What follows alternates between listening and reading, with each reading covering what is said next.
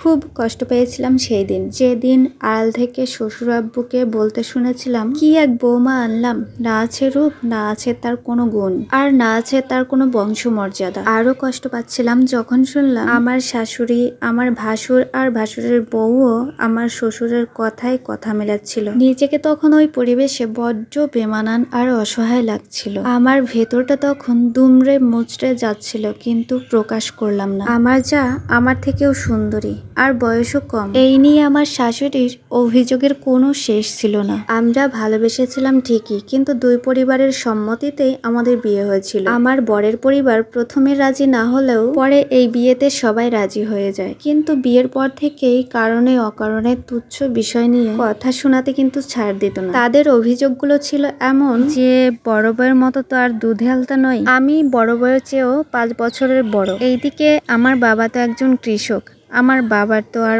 অত টাকা পয়সা নাই। সেইখানে আমার বর আর আমার কোনো সমস্যা ছিল না, সেইখানে পুরো পরিবার আমার বিরুদ্ধে ছিল। আমার বরের আর আমার বোঝাপড়াটা বেশ ভালোই ছিল, সে কখনোই আমাকে অবহেলা করেনি। আমার শত কষ্ট আমি ভুলে যেতাম আমার বরের বরাবরই ভালো সাপোর্টের জন্য। যত দিন যাচ্ছিল ততই তাদের খোঁটা দেওয়া কথা বেড়েই চলছিল। আমি আমার বরকে এসব কথা কখনোই জানতে দেইনি। আমি কখনোই চাইতাম না আমার বরকে মেন্টালি প্রেশার দিতে। হাজারো কষ্ট হলেও মনের মধ্যে কথাগুলো চেপে রাখতাম, আর এইদিকে অনেক যুদ্ধ করতাম, অনেক কষ্ট করতাম সবার মনকে জয় করার। আমার চেয়েও ছোট হওয়া সত্ত্বেও আমার জায়ের সাথে সম্পর্ক ভালো রাখার জন্য তার সব রকম কাজই আমি করে দিতাম। আমার জায়ের সাথে আমি বন্ধুত্ব করতে চাইতাম, কিন্তু পারতাম না। প্রতিনিয়তই শুনতে হতো আমার বর আরো ভালো মেয়ে ডিজার্ভ করে। শাশুড়ি মা আর আমার যা মিলে আমাকে প্রতিনিয়তই কষ্ট দিত। আমার পরিবারকে নিয়ে সব সময় কথা শোনা। আমার বাবা মা যদি কখনো বেড়াতে আসতো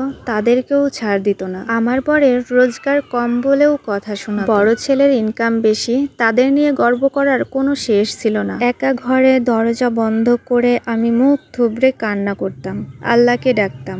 হাজারো কষ্টের মধ্যে এর মধ্যে আমি লেখাপড়াটাও চালিয়ে গিয়েছিলাম, চাকরির জন্য অ্যাপ্লাইও করেছিলাম আমরা দুজনেই। আর এইদিকে আমার চাকরি করার কথা শুনেও তাদের যেন মাথা পুরাই গরম হয়ে গেল। ঘরের বউ বাইরে চাকরি করলে ছেলেকে সময় দিতে পারবে না, চাকরিওয়ালা মেয়েদের সংসার টিকে না। আল্লাহর রহমতে আমি ভালো একটি চাকরিও পেয়ে গেলাম। আমার চেয়ে আমার বরের আগে চাকরি হয়ে যায়। ঠিক তখন থেকেই নিজেদের মতো করে সংসার শুরু করলাম। প্রত্যেক মাসের স্যালারি থেকেই বাবা মায়ের জন্য সাধ্যস্বরূপ নিজেরা টাকা পাঠিয়ে দিতাম। এরই মধ্যে আমার ঘর আলো করে আমার একটি পুত্র সন্তান জন্মালো। আমার শ্বশুর বাড়ির কেউ আমার ছেলেটিকে একটিবারের জন্য দেখতে এলো না। আমি নিজে গিয়ে আমার ছেলেকে তার দাদা দাদিকে দেখিয়ে নিয়ে আসলাম। সেই দিনও কিন্তু আমাকে কথা শোনানো বাদ দেয়নি, বলল চাকরিওয়ালা মেয়েরা কখনো ভালো মা হতেই পারে না। খুব কষ্ট পেয়েছিলাম, কিন্তু কোনো উত্তর দেয়নি। কিন্তু আলহামদুলিল্লাহ দিন শেষে ভালো স্ত্রী এবং কি আদর্শ মা হতে পেরেছি। এটাই হয়তো আমার নারী জীবনের সার্থকতা।